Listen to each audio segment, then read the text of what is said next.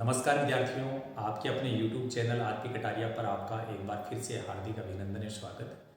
आज मैं आपके बीच में प्रश्नावली जो 15.1 है वो स्टार्ट करूंगा। और जैसा कि आप जानते हैं कि इससे पहले हम लोगों ने ये जो आपका चैप्टर नंबर 15 है प्रायिकता, इससे रिलेटेड जितने भी क्वेश्चंस हैं, उसके बेसिक कंसेप्ट हैं, उनके वीडियोज़ है वो आपको अपने YouTube चैनल आरपी कटारिया पर उपलब्ध हो जाएंगे। वहाँ जाकर के आप उनको देख सकते हैं। यदि आपने बेसिक कंसेप्ट का वीडियो अच्छे से देखा है और एग्जाम्पल्स वाले क्वेश्चंस जो हैं उनको यदि आपने समझ लिया है, तो मुझे लगता है कि एक्सरसाइज के पर्सन जो हैं वहाँ पर हम लोगों को किसी भी प्रकार की कोई भी प्रॉब्लम नहीं होगी और बड़ी ही आसानी से अपन उन सभी प्रश्नों का जवाब दे पाएंगे। इन प्रश्नों को आगे बढ़ाने से पहले मैं आपको यही सूचना देना चाहूँगा कि आपके लिए जो हमने एक बेसिक कंसेप्ट का वीडियो है उसको आप ज़रूर देखिएगा। चलिए, आपकी पर्सनली 15.1 जो है उसका पहला प्रश्न है, निम्नलिखित कथनों को पूरा कीजिए। इनको आगे बढ़ाने से पहले मैं आपको बता दूं, एक तो ये ध्यान रखना है कि प्रायिकता का जो अंतराल होता है, प्रायिकता का अंतराल वो क्या होता है, 0 से 1 तक। इसका मतलब क्या हुआ? प्रायिकता का अंतराल का मतलब है कि प्रायिकता कितनी हो सकती है। किसी भी घटना की प्रायिकता 0 हो सकती है, कहने का मतलब 0 के बराबर, या उसकी प्रायिकता 0 से अधिक हो सकती है, लेकिन वो 1 से ज़्यादा नहीं जाएगी, 1 के बराबर हो सकती है, ये 1 से छोटी। तो प्रायिकताओं का मान क्या क्या हो सकता है? 0 हो सकता है, 1 हो सकता है, और इनके बीच की जो वैल्यू है, 0 और 1 के बीच में जो वैल्यू आती है वो आपकी प्रायिकता हो सकती है। अब देखिए, घटना ई की प्रायिकता प्लस का मतलब होता है योग। घटना ई नहीं की प्रायिकता, बिल्कुल स्पष्ट बात है कि दो घटनाओं की प्रायिकताओं का योग बोल रहे हैं, ठीक है। किसी घटना का घटित होना उसकी प्रायिकता और किसी घटना का घटित नहीं होना उसकी प्रायिकता, उसका योग हमेशा एक होता है। प्रायिकता वाले पर्सन में यदि योग की बात हो गई तो योग हमेशा एक होगा। कितना होगा भाई? एक। तो ये आपका रिजल्ट है।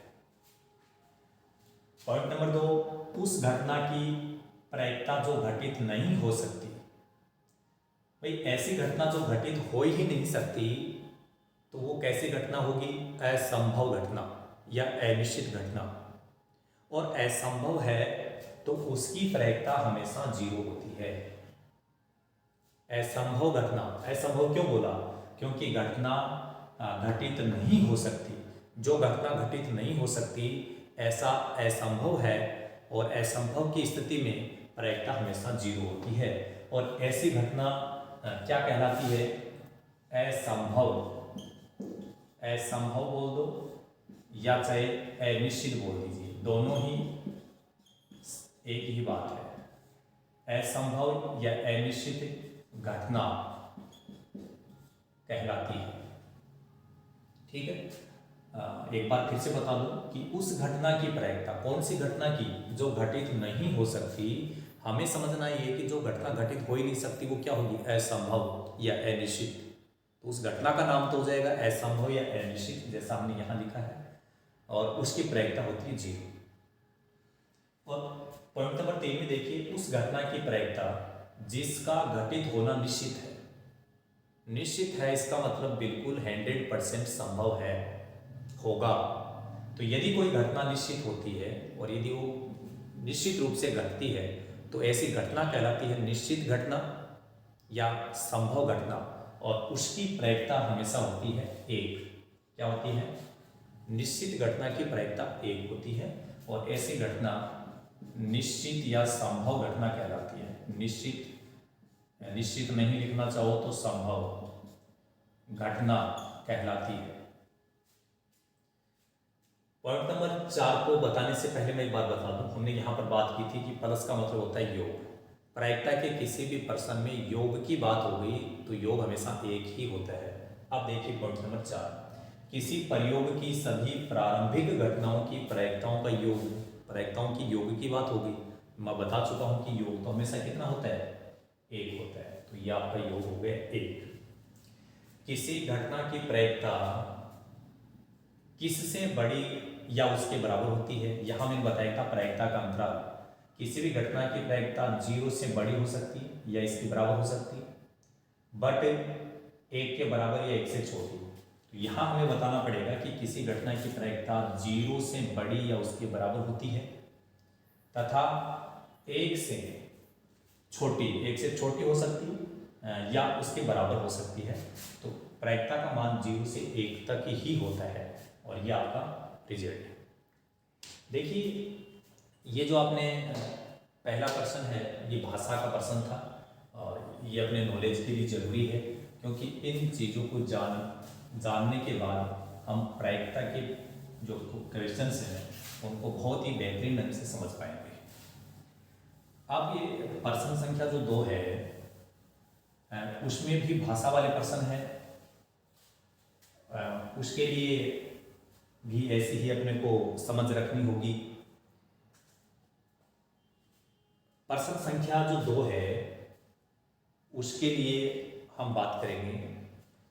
तो चलिए बात करते हैं प्रश्न संख्या 2 के बारे में कि आपका प्रश्न संख्या 2 क्या है।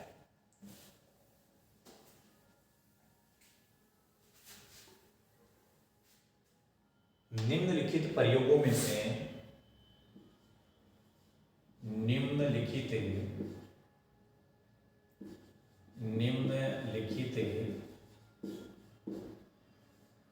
प्रयोगों में से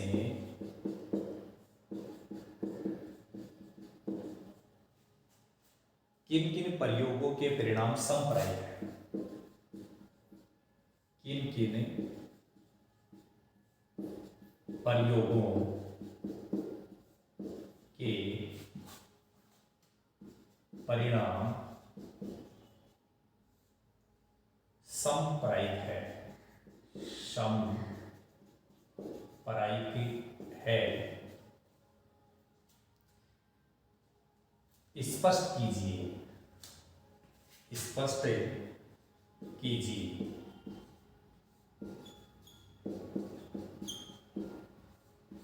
प्रश्न को हम बाद में समझते जाएंगे। पॉइंट नंबर 1 में कहा गया कि एक ड्राइवर कार चलाने का प्रयत्न करता है। एक ड्राइवर कार चलाने का प्रयत्न करता है।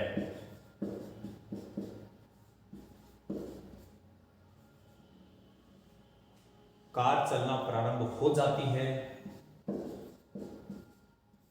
कार चलना प्रारंभ हो जाती है।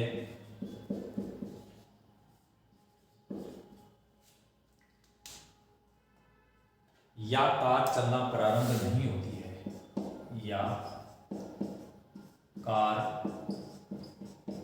चलना प्रारंभ नहीं होती है।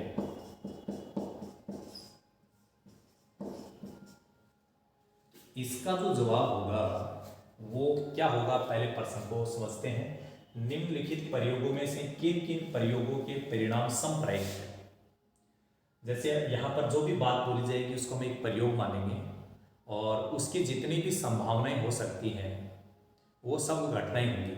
यदि उन सभी घटनाओं की प्रायिकताएं बराबर हो तो वो समप्रायिक।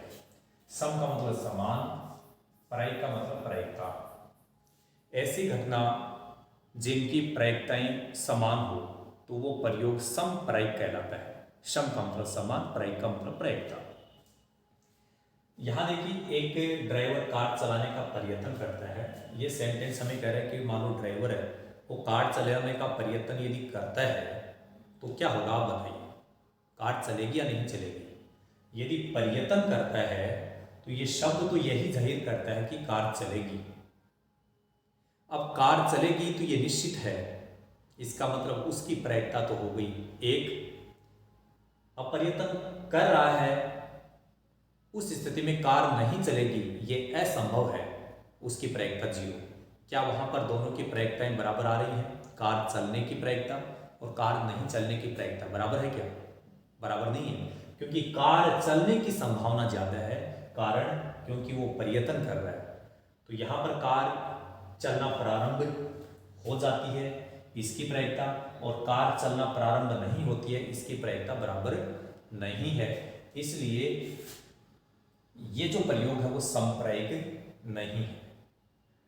ठीक है, अब पूछे क्यों नहीं है, तो मैंने कारण बता दिया कि पर्यटन करने की स्थिति में कार चलेगी, ये निश्चित है, इसलिए उसकी प्रायिकता 1, और कार नहीं चलेगी ये अनिश्चित है, असंभव, उसकी प्रायिकता 0, प्रायिकता बराबर नहीं है, इसलिए ये समप्रायिक प्रयोग नहीं है।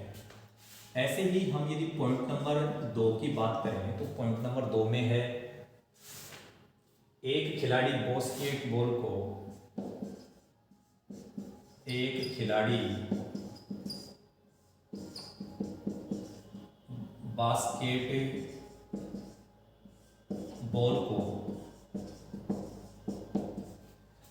बास्केट में डालने का प्रयत्न करती है, बास्केट में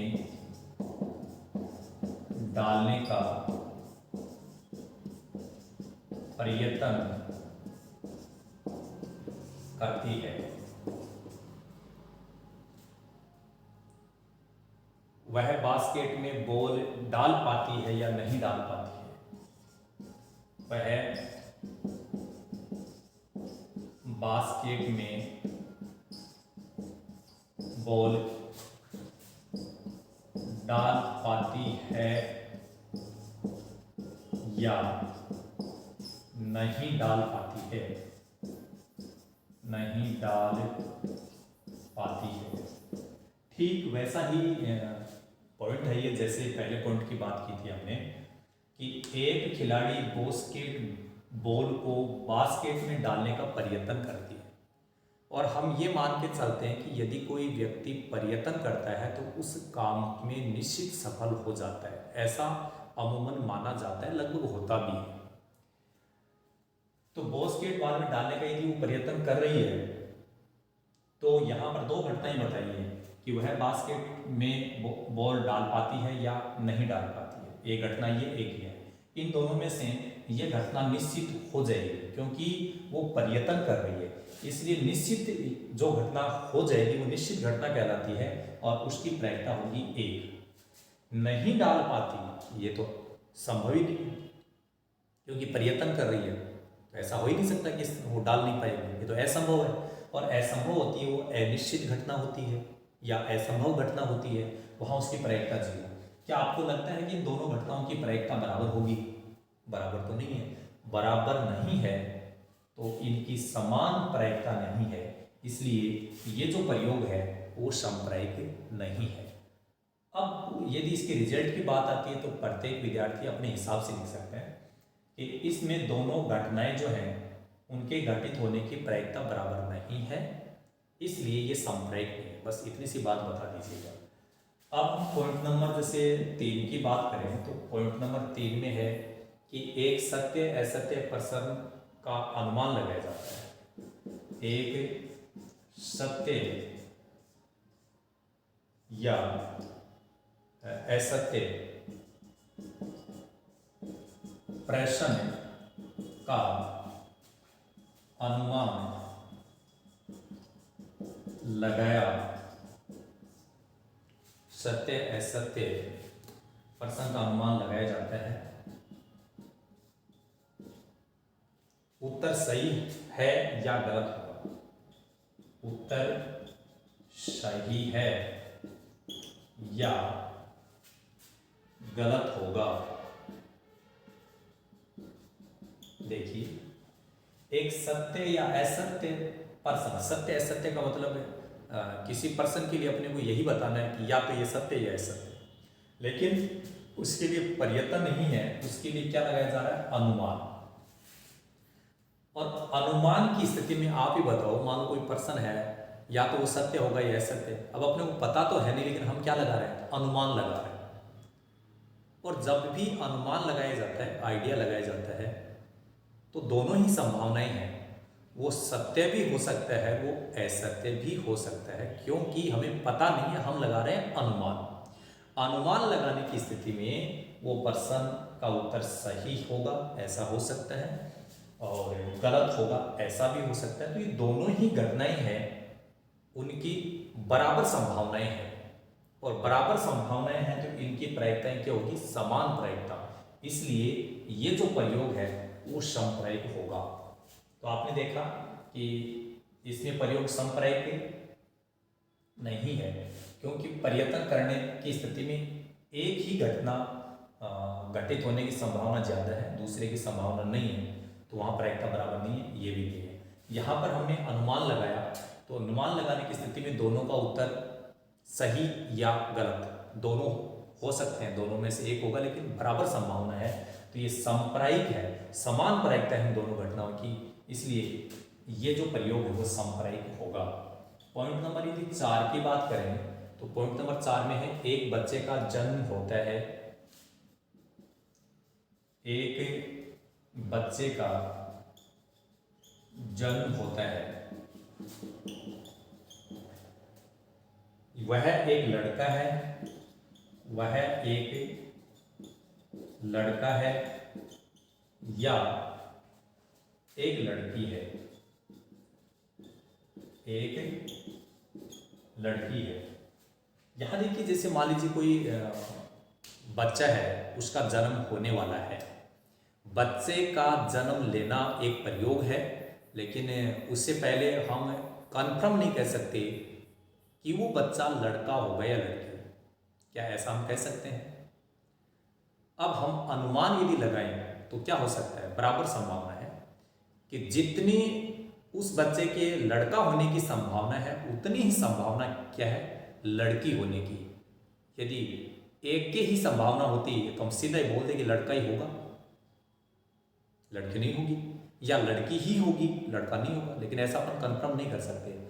तो लड़का होना ये भी एक घटना है, लड़की होना कि वो लड़की होगी ये भी एक घटना है। दोनों घटनाओं की समान संभावना है और बराबर संभावना होती है, तो वहाँ उनकी प्रायिकताएं समान होंगी। समान है तो वो समप्रायिक है, समान प्रायिकता वाली घटना है, इसलिए ये प्रयोग कैसा होगा? समप्रायिक।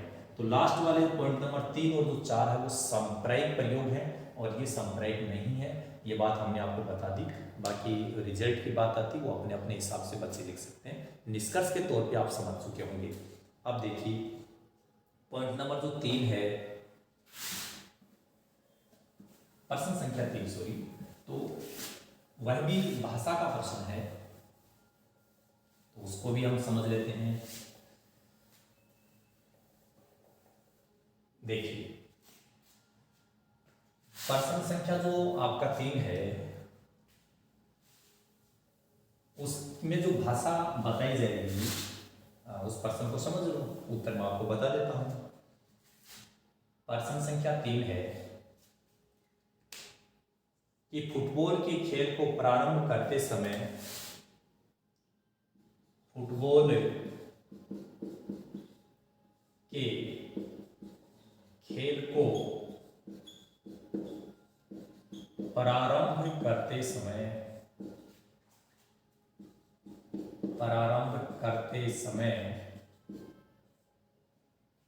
यह निर्णय लेने के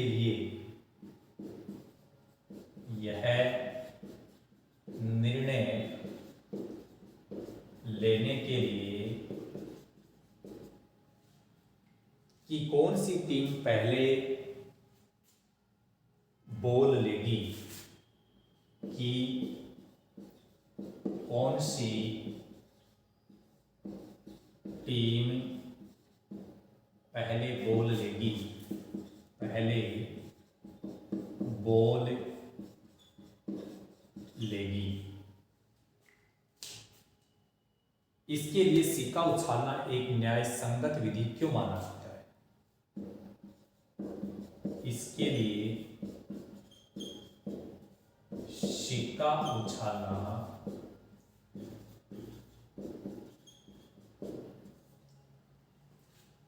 एक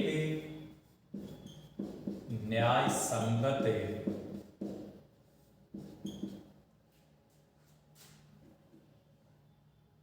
विधि, न्याय संगत विधि क्यों माना जाता है?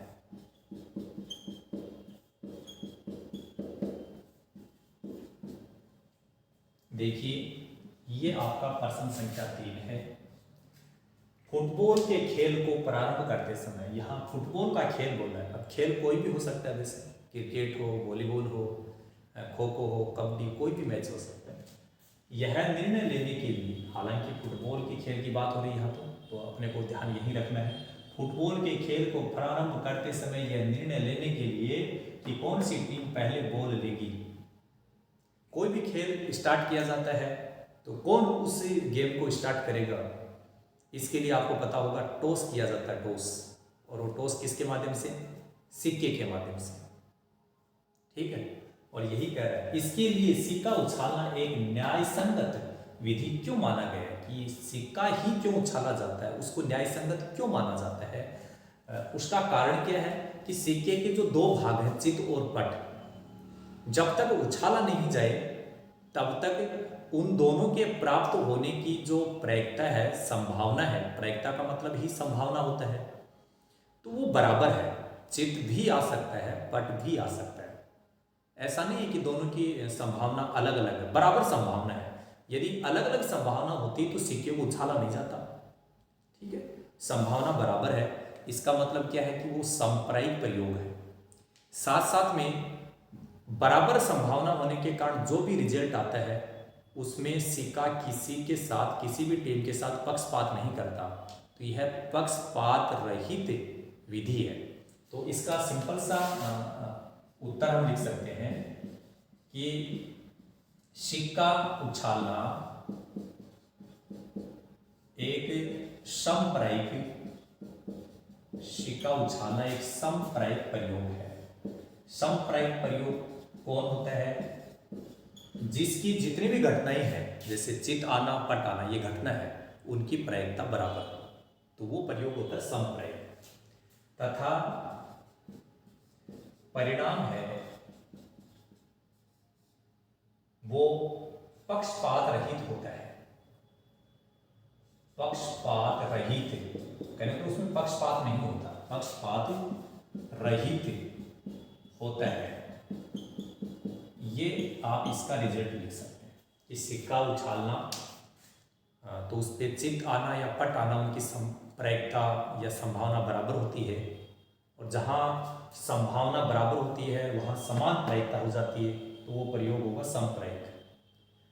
इनका जो भी परिणाम आता है वो पक्षपात रहित होता है, पक्षपात के अलावा, पक्षपात है ही नहीं वहाँ, तो ये इसका आप रिजल्ट लिख सकते हैं, ठीक है। अब इस वीडियो में अंतिम प्रश्न जो है, प्रश्न संख्या 4, उसकी बात हम करेंगे। प्रश्न संख्या 4 जो है वो है कि निम्नलिखित में से कौन सी संख्या किसी घटना की प्रायिकता नहीं हो सकती। निम्न में से कौन सी संख्या किसी घटना की प्रायिकता नहीं हो सकती, किसी घटना की प्रायिकता नहीं हो सकती।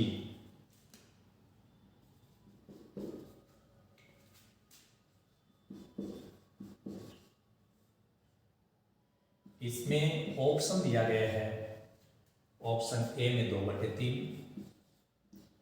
ऑप्शन बी -1.5, सी 15%, ऑप्शन डी 0.7। देखो, इस प्रश्न को समझने से पहले एक बात याद दिला दूं। पिछली वीडियोज में मैं बता चुका हूं कि प्रायिकता का जो अंतराल होता है वो 0 से 1 तक ही होता है। प्रायिकता का अंतराल क्या होता है? 0 से 1 तक। कि प्रायिकता का मान 0 के बराबर हो सकता है, 1 के बराबर हो सकता है, या इनके बीच का मान हो सकता है। प्रायिकता ऋणात्मक नहीं हो सकती, क्योंकि 0 से छोटी प्रायिकता होगी ही नहीं, 1 से अधिक प्रायिकता होगी ही नहीं। 0 से छोटी प्रायिकता यदि है तो वो ऋणात्मक है, वो प्रायिकता होती नहीं है। ऋणात्मक कभी प्रायिकता होगी ही नहीं, क्योंकि ऋणात्मक प्रायिकता हमेशा 0 से क्या होती है, छोटी। और हमें पता है कि प्रायिकता 0 के बराबर हो सकती है, लेकिन 0 से बड़ी हो सकती है, छोटी नहीं हो सकती। तो यहाँ इन चारों में से एक ही ऑप्शन राइट होगा, ये क्लियर है। बाकी चीज़ों को देखने की आवश्यकता नहीं है। ऑप्शन बी है, उसमें ऋणात्मक प्रायिकता आ रही है, तो प्रायिकता कभी ऋणात्मक हो ही नहीं सकती, क्योंकि 0 न तो पॉजिटिव होता है न नेगेटिव होता है, और 1 है ये पॉजिटिव है। तो आप यहाँ देख रहे हैं कि इस प्रायिकता का जो अंतराल है उसमें कहीं पे भी नेगेटिव की बात नहीं हो रही है, तो इसका ये ऑप्शन कौन सा राइट होगा, बी। तो आपका ऑप्शन बी है वो सही हो जाएगा। इस वीडियो में केवल हम इतना ही डिस्कस करेंगे, भाषा वाले प्रश्न ज़्यादा थे और इसको हमने अच्छे से समझा। बाकी जो क्वेश्चंस है उनको हम नेक्स्ट वीडियो में आपके लिए लेकर के मैं हाजिर रहूँगा। इस वीडियो में हम केवल इतना ही डिस्कस करेंगे। So thank you so much, all the best, be positive always.